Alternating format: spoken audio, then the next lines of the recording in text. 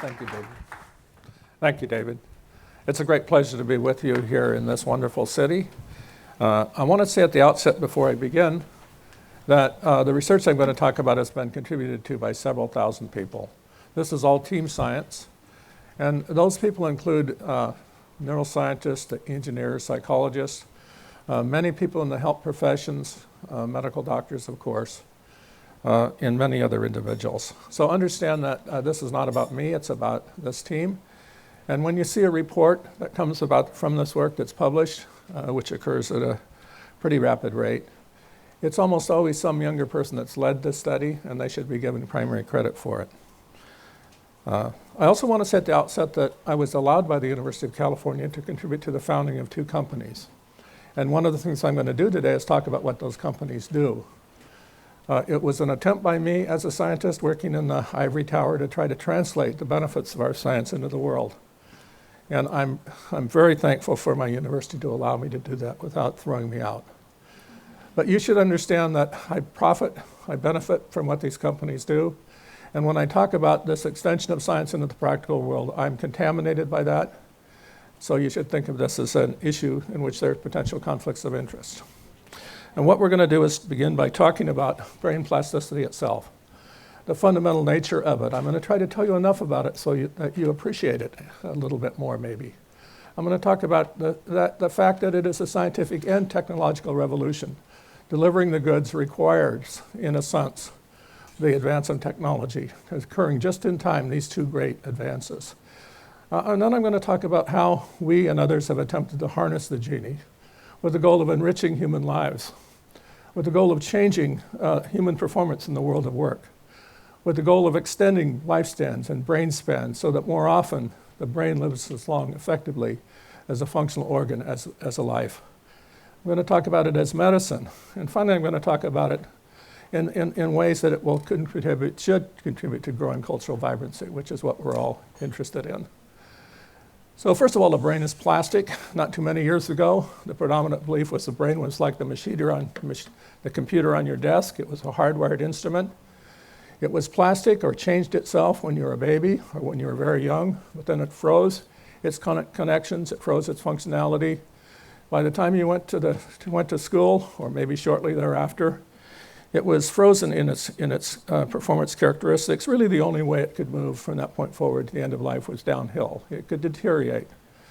And we now know that nothing could be further from the truth. We now know that every action, every time you learn a little, every time you advance a little at any skill or ability, you're actually changing the physical and functional brain. The brain is actually continually changing itself. There have been within you literally megatrillions of moments, little moments of brain change. And because that change is driven by your passage in life, which is unique to each one of you, you are individuated in an absolutely unbelievable way, different in detail with the machinery in your head from any other individual that ever was or ever will be. Basically, the brain is in fact continually changing itself on the function of how it's engaged by you in the world. We begin to realize that not so many years ago, roughly about 3.5 decades ago in full force, we realized that this represented special power. To have this power within you to change your operational characteristics, you could say, on the fly in life. And we began to think about the good that could conceivably come from understanding how to control that power, how we could harness the genie to help people in need or to make more out of life from our one passage across this mortal coil in life to make the most of it. That's what it's all about, and that's what my talk is all about. So first I want to say that the brain is massively specializing itself, of course, in that passage. Now you can look down at the brain at someone that's mastered a skill, which everyone in this room has probably mastered, the skill of reading, and it's actually a pretty complicated business. It's the translation of the sound parts of words that bear meaning in those words by those squiggly little things we call letters. And ultimately to accomplish that at high speed and evolving in parallel with that, the relationship of the meaning of words. To interpret very rapidly what would be spoken, but now is represented in this visual form by writing. So it's a pretty complicated skill. And not so surprisingly, when we look down on the brain of someone that's mastered the ability, they have changed their brain and have evolved, that has evolved to have what you could call a reading brain. Every time you've mastered any skill or ability, you've actually changed the machinery of your brain. And those changes account for the acquisition of that skill and for the relative facility with which you perform it. So we're looking down on the brain of readers, and we can see that they have these little zones of activity. Here they're spotted up as little red spots. And those represent areas that are specifically activated, and we know that account for different aspects of reading. So for example, this more posterior area we know is where the fundamental translation between sound and writing is occurring. And that area emerges as you acquire that relationship in the early aspects of reading, the relationship between word sounds and the letters that represent them. The more anterior zone represents an area that we know is very highly correlated in its activity with the translation of the meaning of written words. So we know that that area actually substantially contributes to that effective translation, and so forth. So we could actually assign meaning to 6 or 7 or 8 areas in the brain, you could say, that have changed, that have evolved in their activities in ways that account for the act of reading. Now, of course, if we have a kid that can't read, and here we have a series of children of the same age matched in every other way but simply can't read, we see, of course, that they lack a reading brain. Reading brain evolves in a brain as a consequence of learning to read. Well, it's relatively easy to change the brains of most individuals who can't read to be a reading brain. And in fact, in the strategy that I'm going to talk about in a second, it took an average of about 20 hours per child, with the child sitting at a computer, doing exercises on a computer that had nothing specifically directly to do with reading. What the children were trained to do was to be trained in a way that improved the accuracy with which the brain represented the sound parts of words. Because if the brain does not accurately evolve the sound parts of words with high accuracy, then the translation makes no sense. And all of that's another way of saying that if you want to change a brain for the better, in someone whose brain is operating dysfunctionally or inadequately, you have to understand a little bit about the underlying neurology, about what the brain is up to. You could say about what needs correction. And that's certainly the case here. So now when you train these 20 children represented in this particular study, 17 of them acquired the ability to read at grade level within a year. And you can look in the brain immediately after training. They actually aren't reading very much. And you can see that they have actually reacquired, they now have activity in these areas that represent this zone of translation of the meanings of words and the meanings of words and of the word sounds translated by letter. You can see there's a little stronger patch just ventral to this. Every kid that's just beginning to make this translation has stronger activity here that moves up into this region. And we know now that 2-3 months later, it's all up here, just like this brain. And these brains look very, very similar, virtually identical.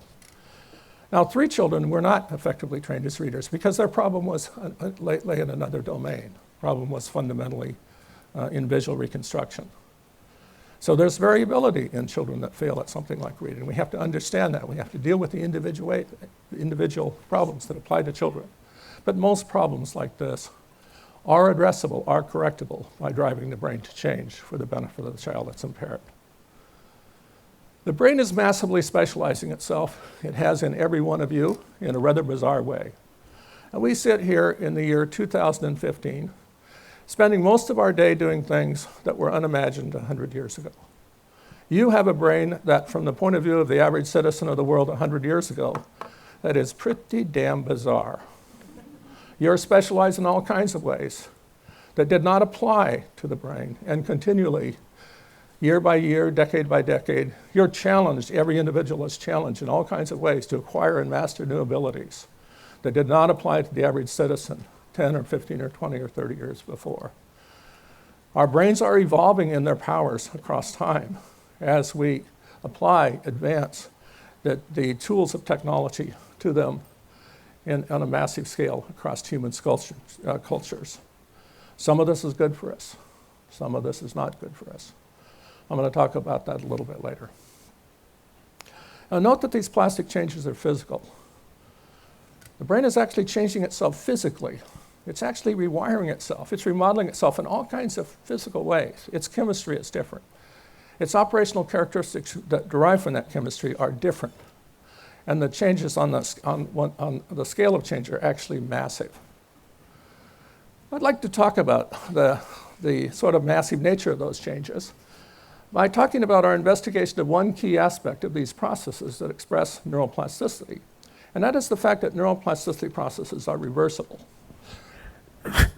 Excuse me. Now, we've known for about 30 years that plasticity follows rules that mean that it's just as easy to change the brain in a negative as in a positive direction.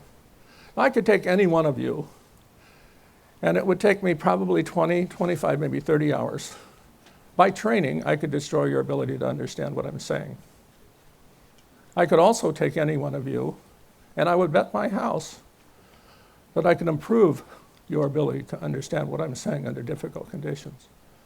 I could take any one of you, and I could turn your hand into a useless claw in 2 or 3 weeks by training you in a certain way.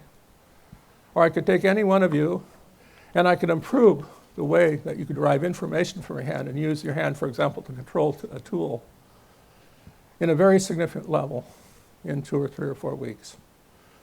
Your brain is plastic in a positive and negative direction, and you're continually driving it, you could say, north and south. I don't want to say in Australia, since you're a little bit towards the north, which is for the good, but let's say north is good. So we're going to look at this reversibility by comparing older and younger brains, and we've done this in humans and we've done this in rats. So rats get old too, and when they get old, they get kind of tired and not very cognitively, they get to be a little bit cognitively challenged, and they get sluggish in their movement control, and in all kinds of other ways, they demonstrate to us that they have growing infirmities, and then they die. And it's interesting for us to look at the brain of the rat that's in the prime of life and compare a whole series of characteristics of the brain, physically, functionally, chemically, and to see how they differ from, if they differ at all, from the brain of an animal near the end of life.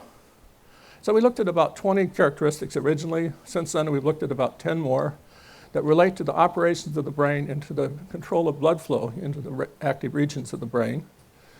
And actually, we see that everything we look at, all 20 things we look at in this initial study, differed in old versus young. And we could ask, well, how many of those things that are different, substantially different, actually advantage the older brain? And the answer is none of them.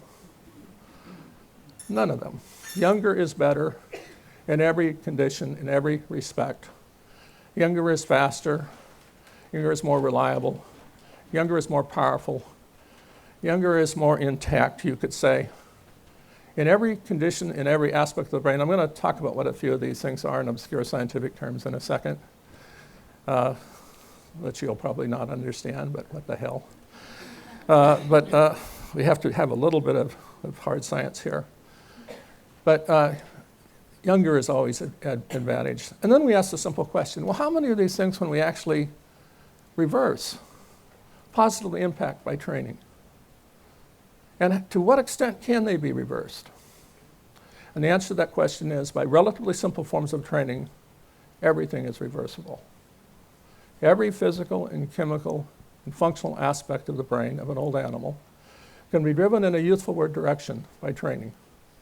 And this represents a massive capacity for change in a machinery that's actually designed to be reversible in its plasticity. Most of the things in an old rat near the end of life, expected to die in a month or so, are reversed back to the condition of the rat in the prime of life.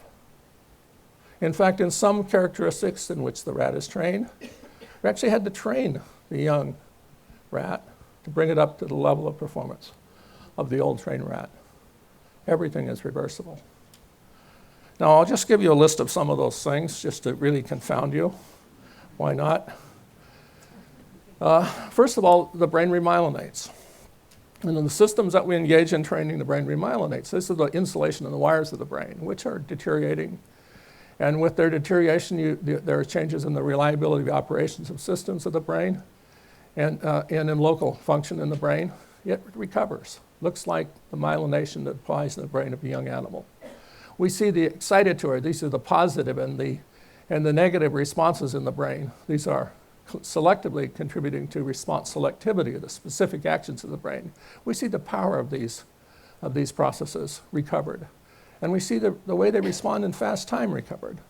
We see local response coordination. Coordination is a key in brain processes to reliability, to reliable actions, and we see that recovered to youthful levels. We actually see the processing machinery of the brain. The basic processing unit of the brain is the cortical column. And the cortical column is larger in older animals and with much more diffuse boundaries, and we actually see the recovery of the cortical column structure. The functional units of the brain recover so they look like the functional units of the young brain. This is a particular key neuron population that we know contributes to all kinds of critical brain functions. It's recovered. We see, and on and on and on. All of these things, everything we look at is recovered, okay? So here's just a few examples. Here's that critical inhibitory neuron population. We're looking at the population. This is, you can look at the center scan. It might be easiest to see. You can see the relatively high numbers in the young brain, in the old brain, and here is the old age brain. Numbers almost completely recovered, and we've actually altered the training in which we can bring this population back so it's virtually indistinguishable in every detail from a brain in the prime of life, completely recoverable. Now here's an example of an old human brain, and I might say that everything that we've done in animals now, we've extended in different ways into human studies, and we know that all of these same changes are occurring in the human brain. It's complicated to talk about. But here's a critical thing that changes, and it's the way in which the brain amplifies its response to something you're looking for or listening for, in this case, looking for, and the way the brain is simultaneously suppressing its response to all of those things you're not looking for or listening for. That's called distractor suppression. So when you're paying attention to something, you obviously have to amplify the responses, you could say, to that thing that you're looking for or listening for. You do that when the brain is operating in a healthy way, and you weaken the responses to anything else that could interfere or disrupt your operations. When you look in a normal older person, we also done these experiments in children that are distractible ADH children, you see that there's a relatively poor distinguishment in this critical process in the brain between a target and a distractor. They generate a highly confusable activity in the brain in time, and you can see this in time in a variety of ways. We train the brain, so basically the brain has to make a comparison, you could say, between this, and it struggles to do that. It makes many errors. And keeping track what it's listening for, looking for, and what is unimportant things also occurring. Now when you train the brain, you can increase its response to targets. This is the targets after training, right? With training, you generate a stronger response to targets, and you can also, with training, generate a greater suppression of the response to distractors. And a consequence of that, what you're comparing in the end, is a relatively large difference between, in the same behavior, what is now a distractor and what is now a target. So you can dramatically amplify, in fact, recover this separation and ability, just like you can in the rat. Now actually, excuse me, I might need some water. I have one under my, oh, thank you. It's very nice of you. Slight break, everyone take a break. You can cross and uncross your legs a few times if you like.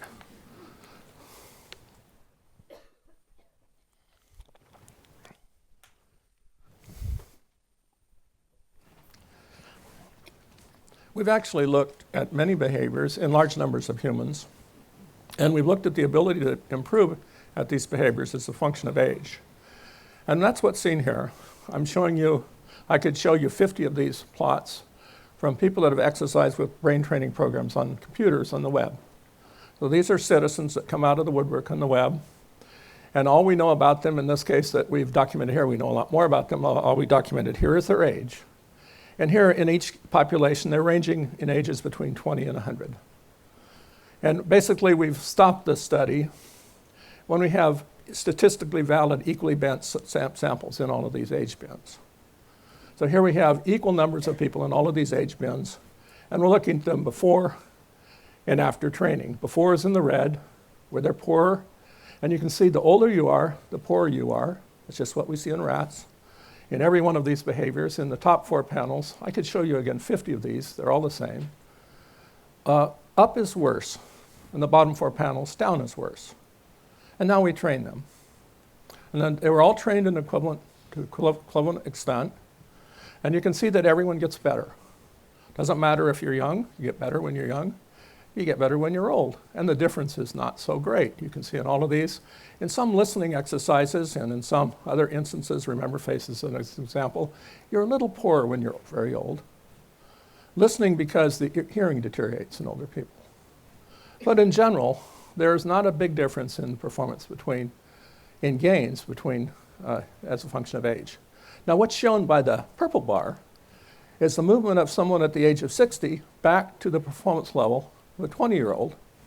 And you can see that in every case, the performance of the trained 60-year-old is equal to or better than the untrained 20-year-old. That's exactly what we saw in rats. Now it turns out that you don't have to stop here when you're 80, right, in training. You don't have to stop at this level of performance. You can keep training. And you can drive this down to a level much closer to the level of a trained 20-year-old. In fact, increasingly, we have an understanding of how to train the machinery that controls change itself. And with that understanding, we're actually to recover the brain change capacity of an old brain so that it's much more like the brain change capacity of a young brain. We recover that just like we recover any one of these specific skills. So we can actually drive the older brain down to a level that's more and more like the 20-year-old, but of course the 20-year-old could also keep training. Alas. So my advice to you if you're a little older is go into training in this and other ways, think about it, and at least you'll have the edge for a while because you know a lot more. That's the reason why we older people are tolerated.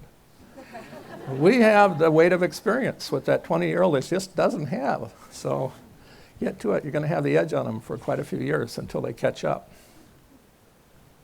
So how do you turn an old or an impaired brain into a physically and functionally more capable one, a younger one, you could say? Well, you train it. Of course, it matters, how you train it. Now, how do you turn a brain that's in the prime of life into an old one?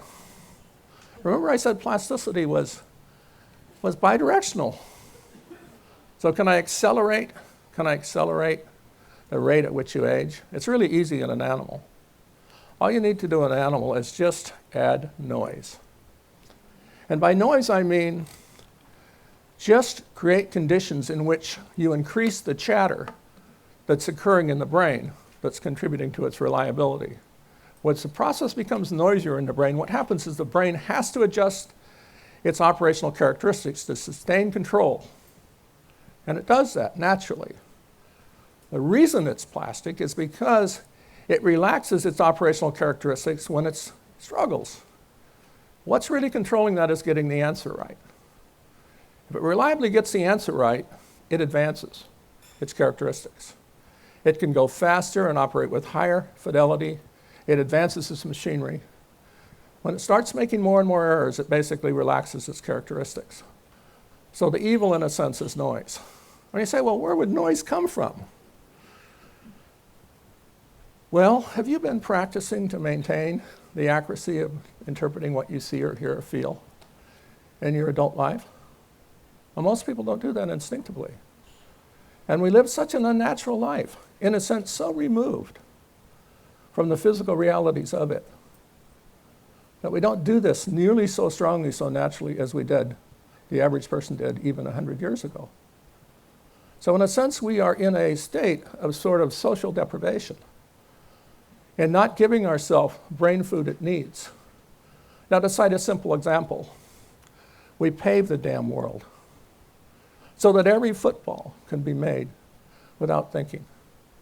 Whereas in the natural state of things, every football was uncertain, which meant that with every step, hundreds of thousands of times a year, there was a little movement in our vision that we had to deal with, a little movement in our posture we had to make a correction for.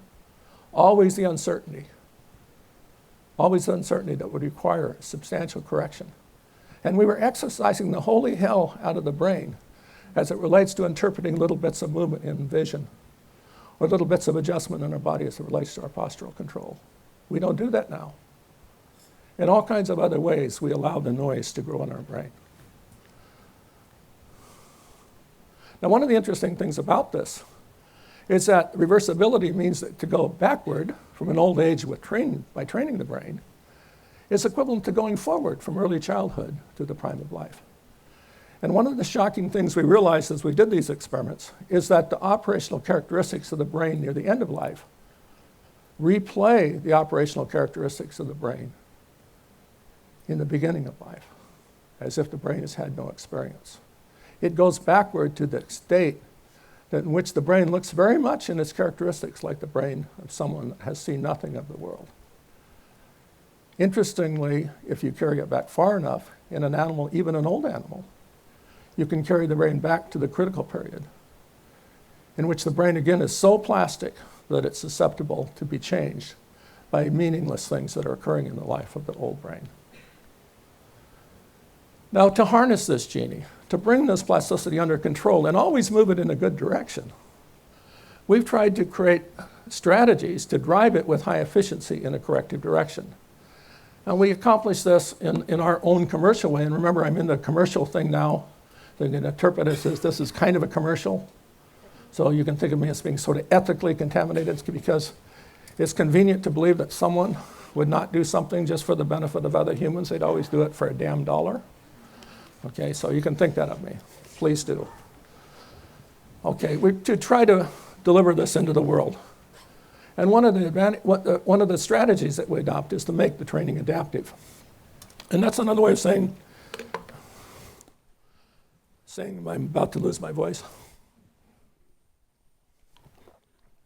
That we begin by determining the limits of what you can do.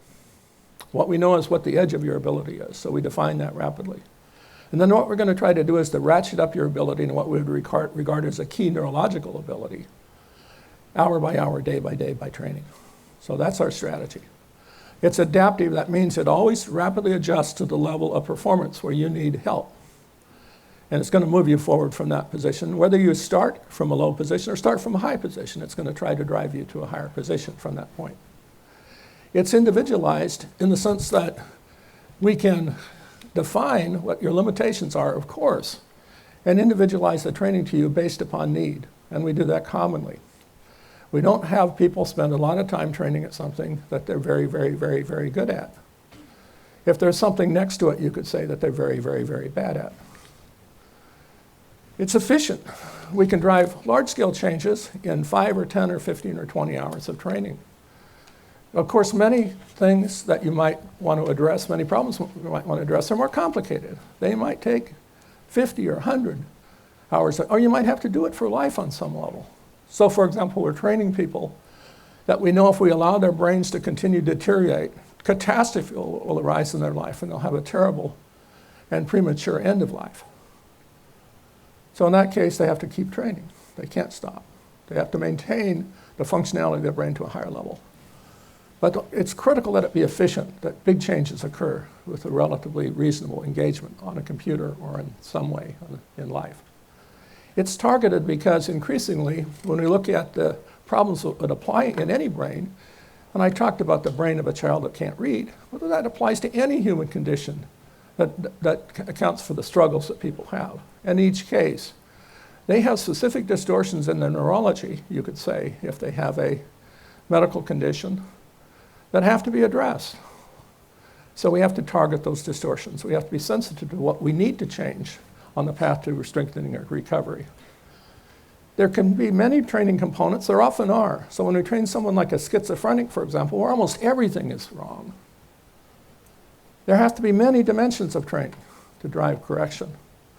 And in many medical conditions and in many instances in life, you need help across the board. And that means that a lot of training is in play. We embed assessments in the training so that we close the loop on knowing whether or not the training goal has been achieved. We don't need to leave it to chance.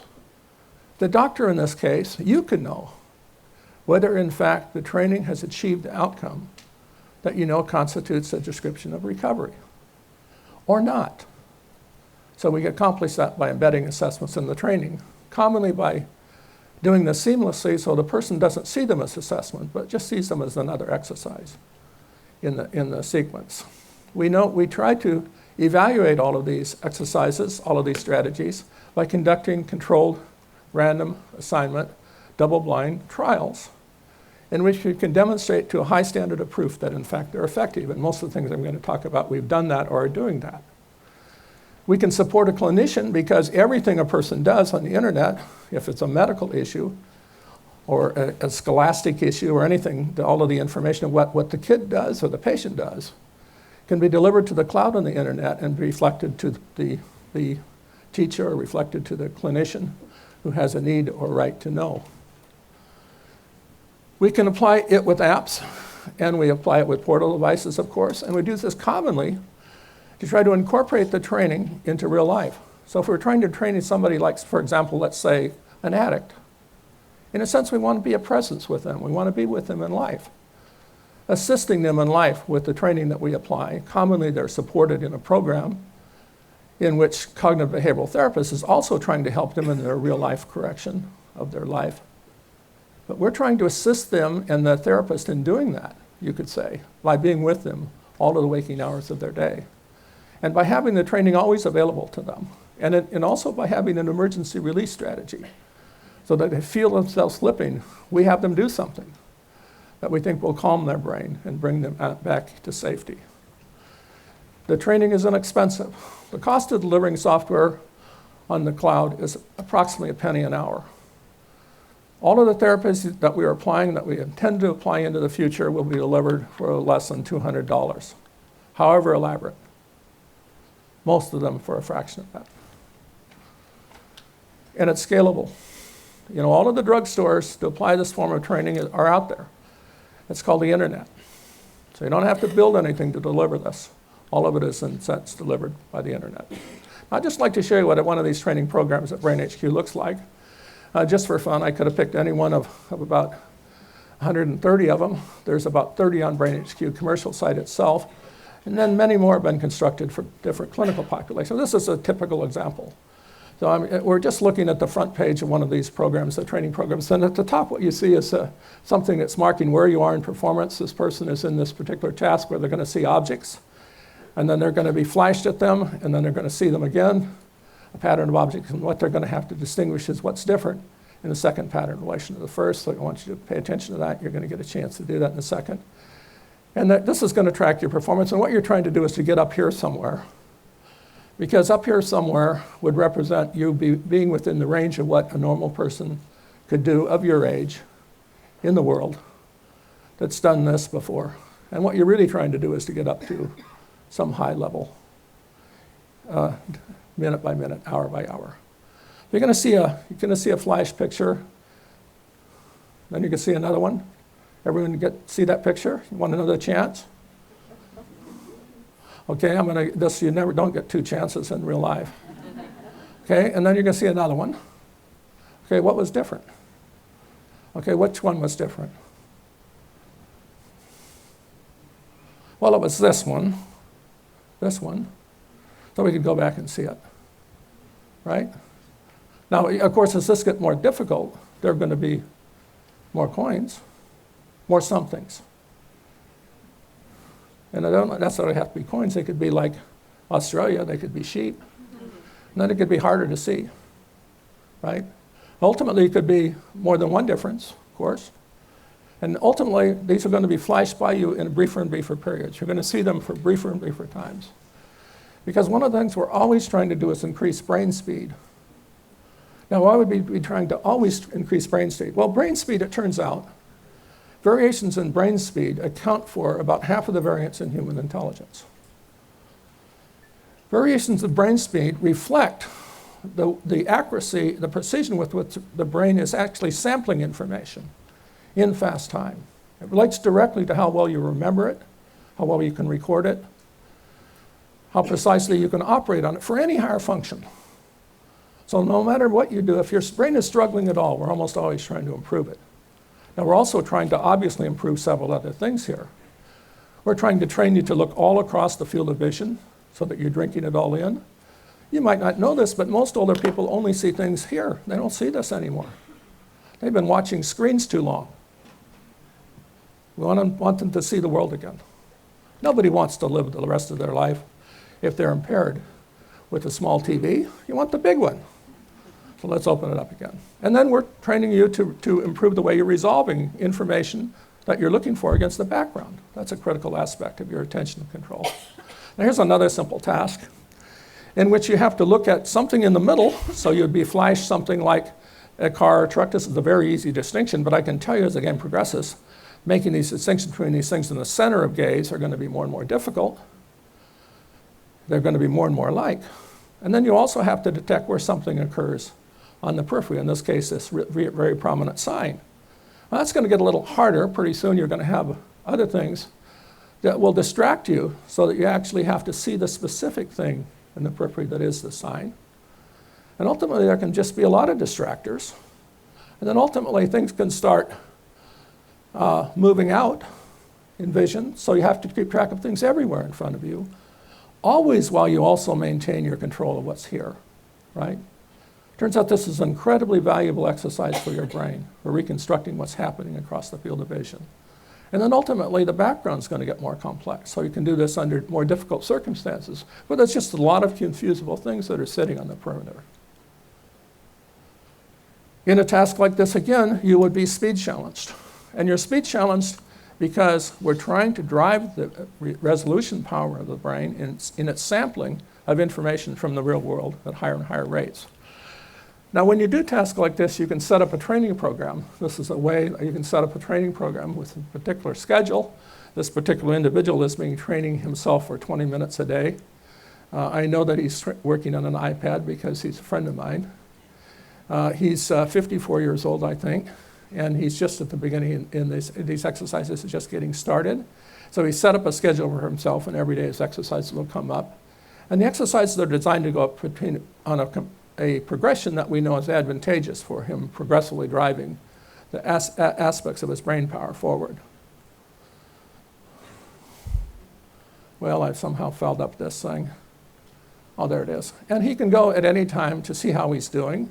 In this case, this is an illustration. It's hard to see this. I could show you on the web. It would be a little clearer. But you can see that he, as a 54-year-old, he's operating at the 85th percentile, which is pretty good. He's pretty swift. If he worked at this for a while, he can drive it higher, there's no question. And these are the exercises that he's actually completed. Actually, if he'd done every exercise at this site, he'd have a complete circle here. He can go to any place in the site, and he can see how he relates at his age with his effort he spent to the rest of the human race. So he might go out here, and he might see here he's only at the 60th percentile. He might see here he's at the 96th, and so forth. And any one of these subtasks, you could say, he could self-monitor his accuracy and improve that.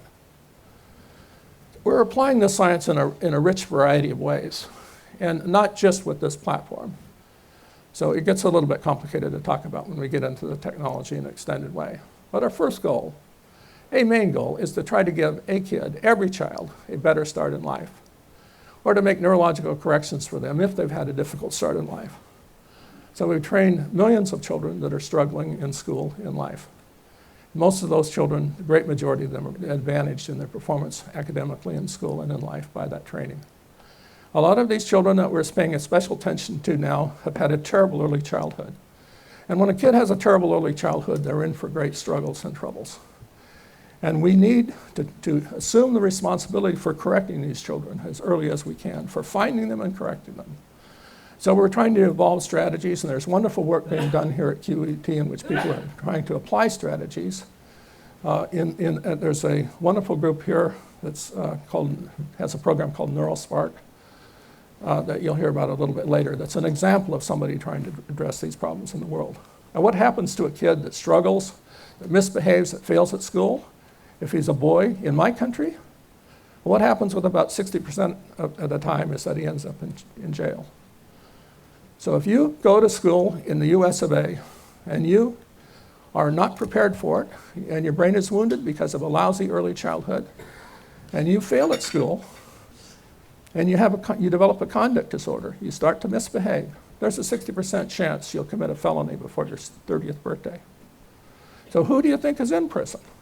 Well, the majority of people in prison have had the very great misfortune of having a shitty early life. And in a sense, the very unfortunate circumstance of having us do nothing about it. So we're very good at creating this population, and we're very good at blaming these individuals from the time they're little children to a large extent to the time they die for the fact that they've had a terrible childhood. In fact, what they have is a wounded brain that needs repair.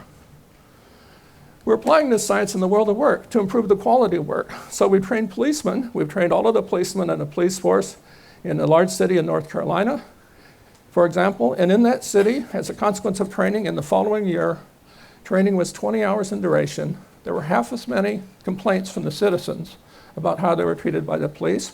And there were half as many times that the police actually resorted to violence in policing.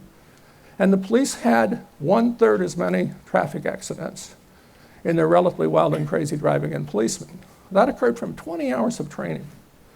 We've trained individuals who work in high demand, sort of multitasking demand of things like commodities trading, or this particular person is from a study that we conducted with people who were trading futures in a certain bond market. And we see incredible performance ability in these individuals, and even though it's incredible, we can improve them. We've been training individuals that operate in a factory in Virginia who were inspectors, safety inspectors. And we demonstrably improved the performance record of them in detecting flaws in the heavy equipment and shipbuilding functions that they roll. We've been training truck drivers. We can reduce accident rates and the cost of insurance for trucking organizations of about 30%. We've been training athletes who have primarily, we initiated this training in individuals because of their concussions. These are professionals. But we saw as a consequence of training that their play improved. So we subsequently are training all of the players, for example, on a professional football team in the United States with the objective of demonstrating that we can or cannot improve aspects of their play that are measurable and so forth. We apply the science to help citizens make the most out of their lives on Earth, you could say, to grow their brain health, their cognitive resilience. We're trying to delay the onset of bad things happening to people that are older or that have weaknesses in which bad things can happen to them at a younger age in life. To delay the onset of senility, to delay the onset of Parkinson's disease, so forth. To delay the onset of the tragic end states of Huntington's disease are several of the things that we're intensively trying to study. Now here's an example of training an average human citizen. Here's an average, he's actually not very average. Todd Sampson is at well above average. He's a CEO of an advertising company in Sydney. You know this guy. And this is the brain response of Todd, and we're showing the brain response differences in a task for Todd that we know activity in this area is correlated with intelligence. So Todd is a very, very smart man, and we trained him over a period of about 3 months. And by these objective indices, he's smarter. I might say in relation to Todd, when we did the initial assessments of him, for example, in memory, he made errors. But when we assessed him after he was trained for 3 months, he did not. The son of a gun remembered everything. Now here's another illustration of this. And this is Todd's brain speed. And we're looking at Todd in a task that's a acute attention task where he's making decisions about what he's seeing. And we're looking at these time mark positions. Here's 100 milliseconds in this task. And you can see after he's trained, he has activity, substantial activity. It starts actually about 40 milliseconds before this. His brain is operating much faster. And at every point in time, as the activities are moving across the brain, they're stronger and faster. Now we know these changes are correlated with the general abilities of a person like this that we would describe as intelligence. You could say, well, why is it? Why not adopt the Todd Sampson approach for growing the capabilities of every individual? Why don't you get one? Why doesn't every kid get one? And actually, we could look at every kid. And we could say to every kid, well, how can we, given your special, unique characteristics, how could we make you, by approaching you as an individual, a better and stronger and more effective person? And the simple answer is we could. It is within our ability to drive changes that would mean something to almost every individual in the world. Now, some people are struggling so much, are wounded so badly, that would be great That would be difficult, we know that. But most individuals with intact brains, we can clearly drive improvements if we just got to it and just had all of the tools that were required to accomplish that, and the sort of staff of 25 or so that Todd had. Let me think of the life of the brain as kind of a roller coaster. You know, we go up in early life, we reach a peak, and we sort of slide downhill with a few bumps up and down. But we also know that we can rise to a higher peak at a young life. And we also know that we really don't have to decline in the same way as we get older. This is possible. It's possible that we can rise to a higher peak at a young life more reliably. It's also possible that we can continue to grow far longer in life in a far stronger way than we now do. Ultimately, we have to decline, of course. Death is inevitable. Finally, we're applying this science to try to help the neurological and psychiatrically struggling amongst us. Of course, all kinds of people suffer all kinds of vicissitudes, and the probability of this occurring in a life is not reduced in life by the advance of culture. If anything, it's growing.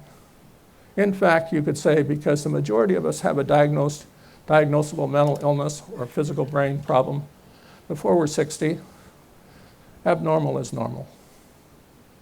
Commonly talk about the people that are taking pills because of this or that, or have this or that a physical misfortune that whacked their brain or fell on their bicycle, whatever, as somebody unusual. They're not unusual.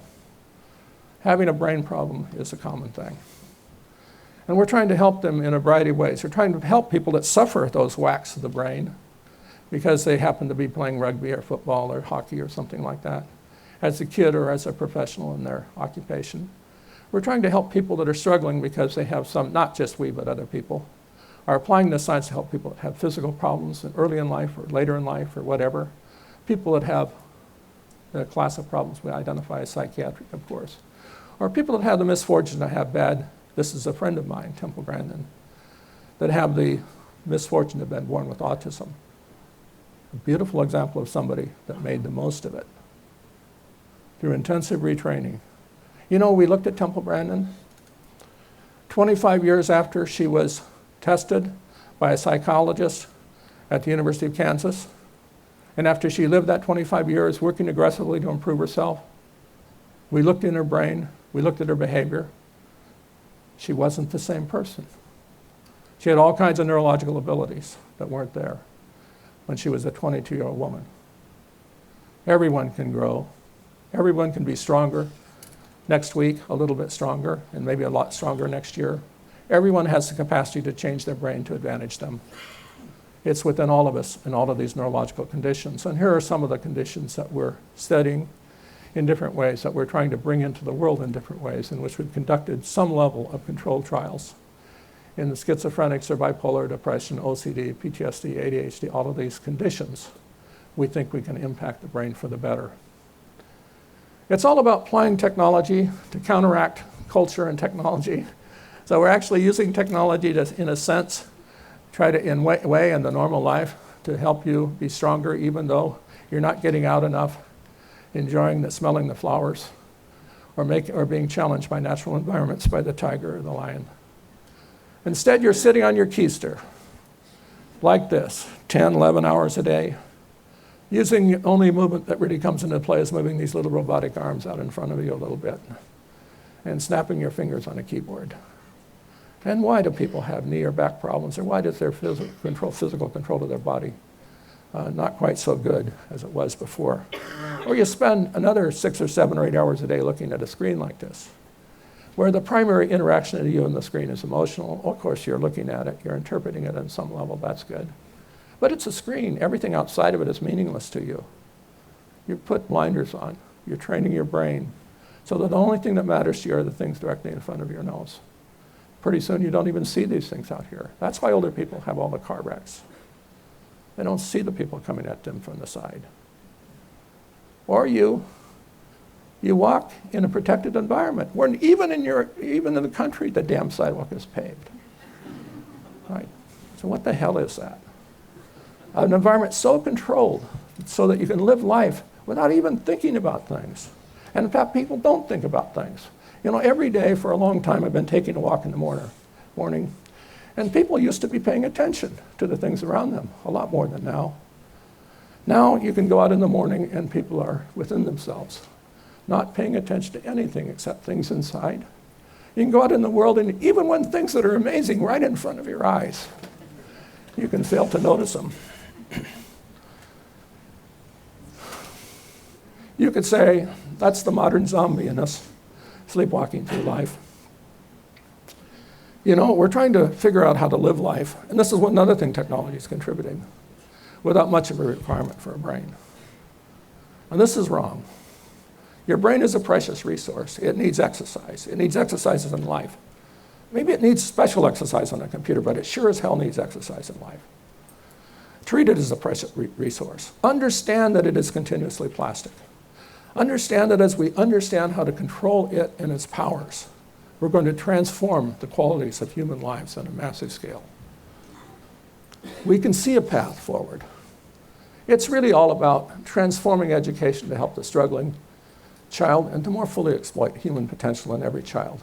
It's really about redefining archaic criminal justice standards and practices, about helping the person that offends neurologically, not damage them further neurologically. It's really about job training with the brain in play, because the brain is in play and everything you do usefully, you can do it on a higher level in a better way. It's really about applying technology to help offset all those negative consequences of technological advance. Now, the best thing to do to offset them is, of course, go out in the world and live again. But the second best thing is to give yourself a boost by doing the artificial things correctly, that the artificial things are to damage you with.